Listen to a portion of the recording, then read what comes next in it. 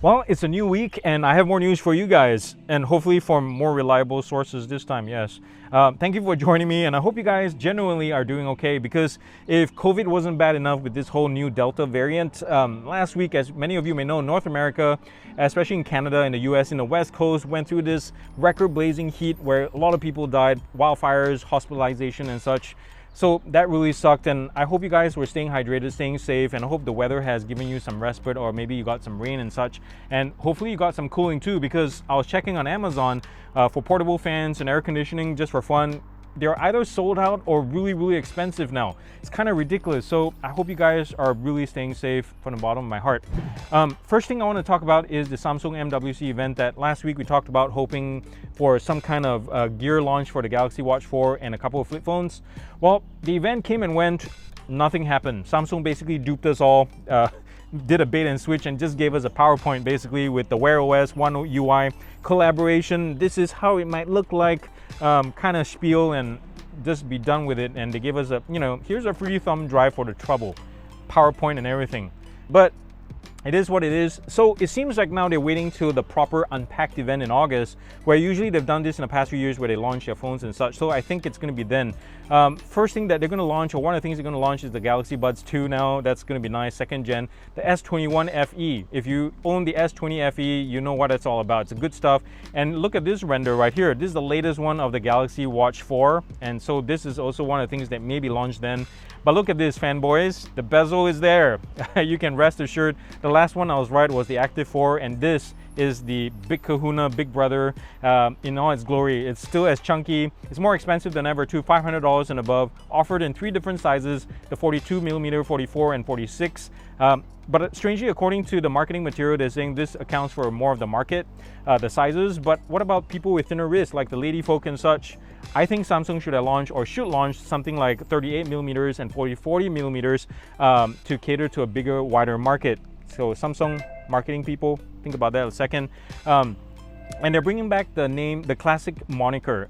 It used to be used under the Gear 360, I think, where it was called Classic, and now they're bringing this back to the main Kahuna model to separate it from the Active 4. So there's that. Another thing that might be launching a prototype, I don't think they'll be launching, but they might sneak the prototype, is the S22, the brand new phone, and this time with a collaboration with Olympus and with a 200 megapixel lens. That's one of speculation. I don't know if that's even practical or marketing, because they're going to bin it down to 16 or 12 megapixels anyway, or maybe have some lossless zoom. But if this is the S22, they're going to probably have a dedicated zoom lens anyway, so what's the point? But I'm excited that there's more collaboration. First there was Leica and such, and Hasselblad, and now with Olympus, and I hope more Japanese, more of your mainstream like Minolta and Nikon and such jump on the bandwagon and start developing camera lenses for your phones. That would be super awesome. It's a great future, I think. The other bit of last week's news that turned out to be totally bogus was, get this, the DJI Mini SE. Yes, I know, the nerve, right? But DJI has confirmed that the SE is not going to be sold in North America or the US, except in Asia and Europe and other places. So for those of you wishing for a cheap Christmas quadcopter from DJI, you probably have to ship it from another country. They also clarified what the SE is all about. It's basically a Mavic Mini rebodied in a Mini 2 case. So I'm not sure why they did that, but I'm sure they have their reasons. I want to talk real quick about the upcoming Google Pixel 6. And a lot of you have seen the renders of how it might look like with the visor for the camera array and the contrasting colors. Really nice stuff, and it kind of reminds me of the Nexus 6P. But what has been sparse is the specs. Nothing much has been published about it. Well, one has been more rampant than the other, but it's really a speculation, but I really hope it's true. The first one is this might be Google's first phone with their own in-house inbuilt chip, silicone chip, called the Whitechapel. Really cool name.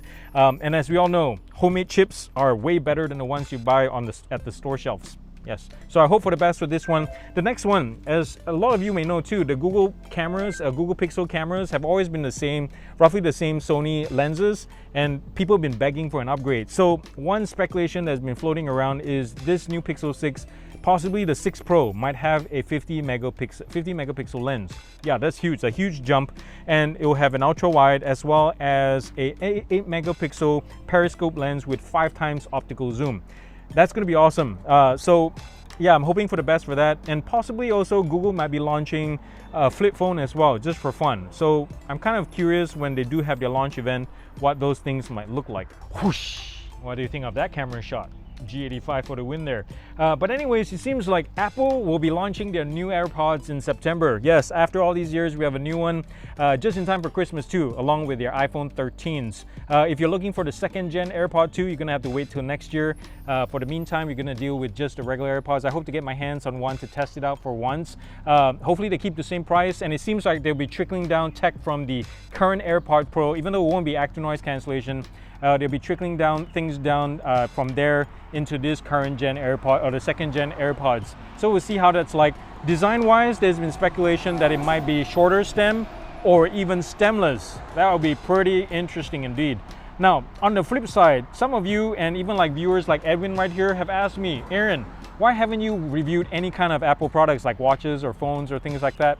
Well, my simple answer is they're way too expensive for my liking. But then again, then I'll be a hypocrite because I've been reviewing things like the Sony WF series, WA series for a few $100 each, and I'm fine with that. So I guess it's about time I expand my wings a little bit and start looking into Apple products. Not the phones though, and maybe watches, because they just cost way too much, and it's not about what Gear Up is all about, because I like reviewing things that are great value for money with a lot of feature set that is meant for us common folk, or most common folk that can afford things like that, and not a huge waste of money. So I don't know, comment down below to let me know what you think, if this is the right direction. I would like to review Apple products personally, but for the most part they're just way too expensive, unless they're on sale though. So for the past year or so, some of you viewers have been begging me to review the Sennheiser CX400BT true wireless earbuds. But because of my schedule, I've been just pushing it back and haven't been able to.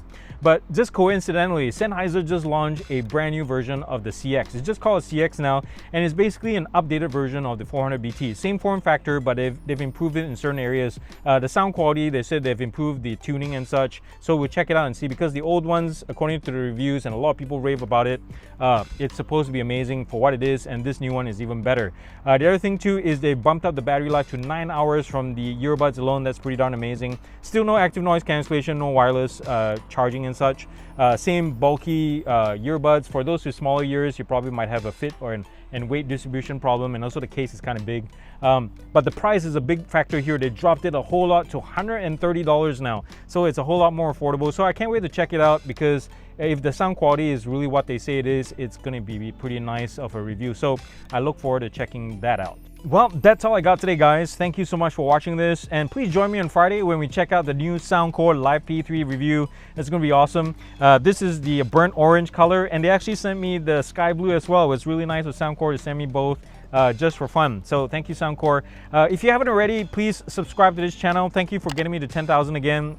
We just got there last week. I really appreciate you guys for doing that. But if you haven't already, click and mash and kill the button down below. Subscribe, turn on the bell notification icon.